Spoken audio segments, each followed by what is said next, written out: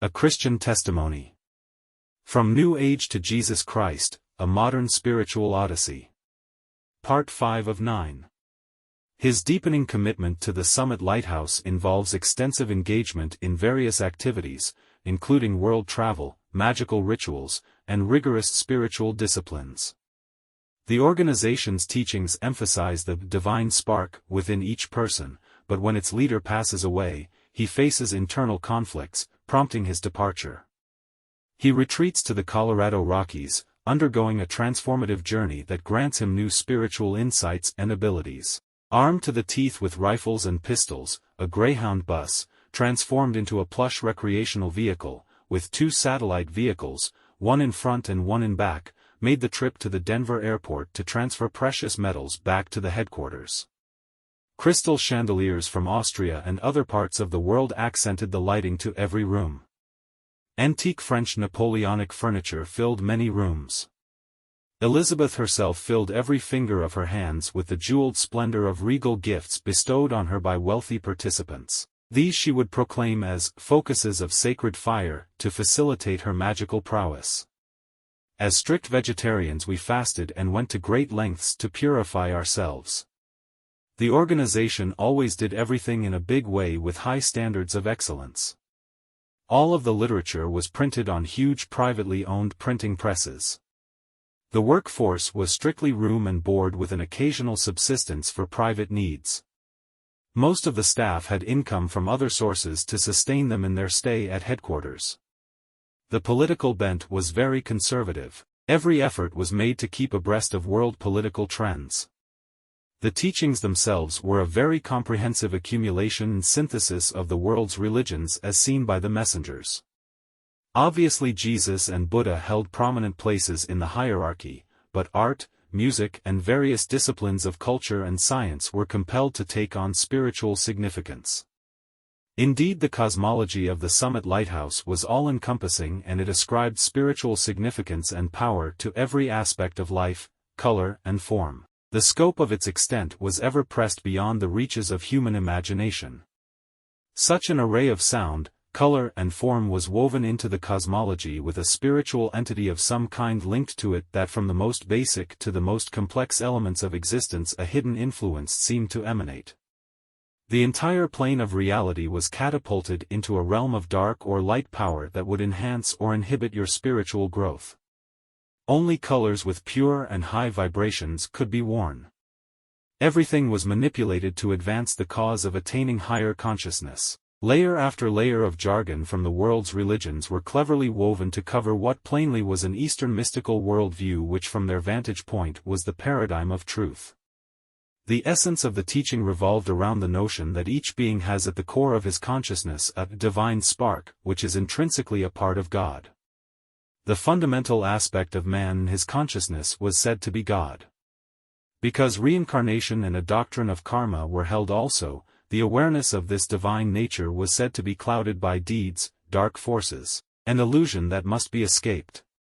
Mantras and prayers, thought forms and visualizations, meditations and spiritual exercises faithfully applied were said to grant spiritual liberation. Surely a work of this scope cannot do justice to address the teachings of the masters from an apologetic standpoint. World travel was an intrinsic aspect of the promotion of the masters' work. As a result, several world tours were taken to key places of spiritual or political import. We traveled to and performed magical rituals everywhere. Regularly we had interviews with such personages as the Dalai Lama of Tibet, Indira Gandhi, and political leaders from around the globe. I recall on the autumn equinox of 1972 scaling the sides of the Great Pyramid of Giza with 3 of my comrades to perform rituals and meditate at its peak. The full moon was in Aries, the sun in Libra and all of the planets were in auspicious places. Europe and Africa, the Middle East and far reaches of the world became the haunts of our spiritual practices. Our intent was to weave a web of a spiritual nature to work in conjunction with the masters to raise the world out of the mire of ignorance and darkness into a new age where everyone would be God-conscious all the time. Subjectively, Many experiences on the spiritual plane that were clearly delineated in many of the mystery writings became mine, including the awakening of the Shakti force of Kundalini. I can recall my desire for spiritual attainment being so profound that I added my own regime of spiritual discipline to that already imposed on me by the messengers. Each night at the monastery I would arise, go to one of the elaborate rooms in the mansion and practice Hatha Yoga, and pray to the masters. Part of my little ritual consisted of breaking bread and drinking a sip of wine and asking Master Jesus to cause these elements to become to me what they should be. It is difficult to express how these things completely engulfed my soul. All of this agenda and activity promoted at the same time maintaining an altered state of consciousness in pursuit of enlightenment. In late 1972 Mark Prophet died of a stroke and the entire operation fell into the hands of Elizabeth. The shake-up was very profound. Its magnitude can only be measured in my life by an oppressive stress that permeated my days. I found myself immersed in what I would consider impure and divergent thoughts. It was customary for me to afflict myself stringently. I wore a horsehair shirt, a belt of woven thorns, and regularly flagellated myself in an attempt to subdue my carnal nature. Now for some reason at Mark's death these primal carnal urges seemed intensified. Temptation seemed everywhere and overwhelming. My youthful vigor at the age of 25 was breaking loose, violating my years of careful control. A young lady on staff approached me and forthrightly told me she was practicing on me to capture my heart. Though I never consummated the relationship, I may as well have. The entire affair broke me so utterly down that it was, as it were, an imploding of my psyche. My vows of celibacy were now being resisted by raging passion. I walked around numb for weeks only to finally acknowledge my inability to maintain the level of God consciousness that I presumed I had attained to. I couldn't understand what was going on. Years of spiritual discipline seemed to unravel at my feet. Mind numbed, I left the Summit Lighthouse and left the few possessions I had accumulated behind. In a short while I was once again back in the wild regions of the Colorado Rocky Mountains, contemplating the years that had gone by and the profound involvement with the mystery schools and world religions that had engulfed my life in so short a time. The synthesis of religions and mysterious disciplines and spiritual exercises I had accumulated now made up the bulk of my mind. With the mere exertion of will I was able to enter trance-like states of various kinds and to negotiate these fields of consciousness freely. Somehow leaving the confines of the monastery, which at first was a devastating, seemingly life-threatening decision, now became a catalyst for greater spiritual dynamics to unfold. It is hard to explain the explosion of psychospiritual expansion and versatility that dawned in me in those mountains in just a matter of days.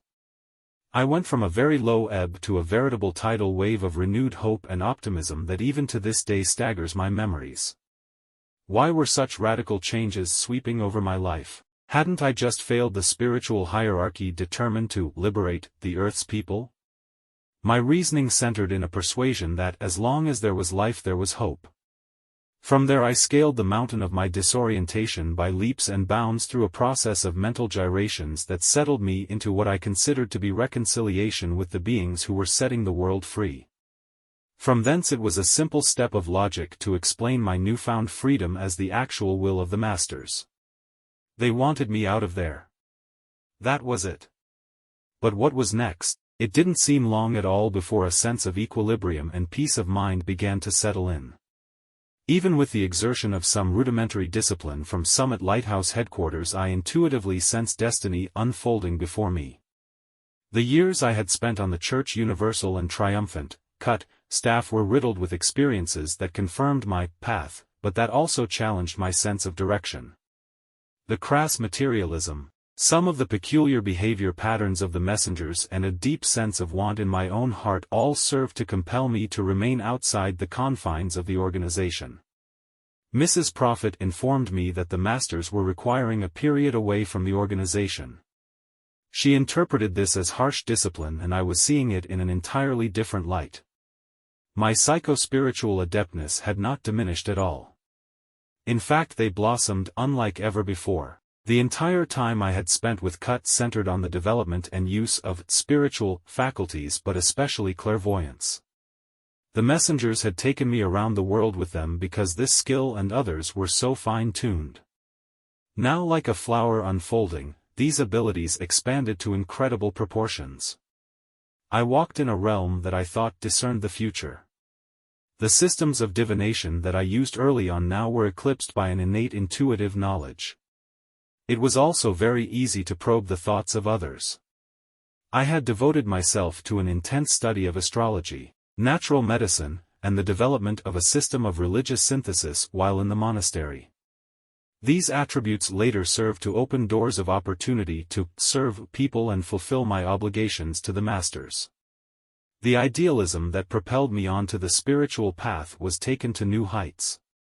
The tremendous outgrowth and influence of the world's religions and the incredible thread of unity that appeared to be binding them together as a great orchestration of spiritual activity on every level of consciousness propelled me on. This is the end of part 5 of 9. Please like, share, or subscribe to our channel. Thank you, and may God bless you.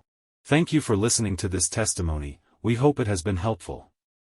Now, let's briefly introduce a new book, The Surface Theory by R.G. Gibson, that presents 2 new innovative creation theories. Born from personal revelation and years of research, these 2 theories emerged from previously overlooked key words, offering profound new insights into Genesis. This book also unveils new scientific discoveries related to this topic. Prepare for a paradigm shift that makes Genesis logical, dissolving the previous barriers between faith and science. Find the key to these mysteries and many more within the pages of The Surface Theory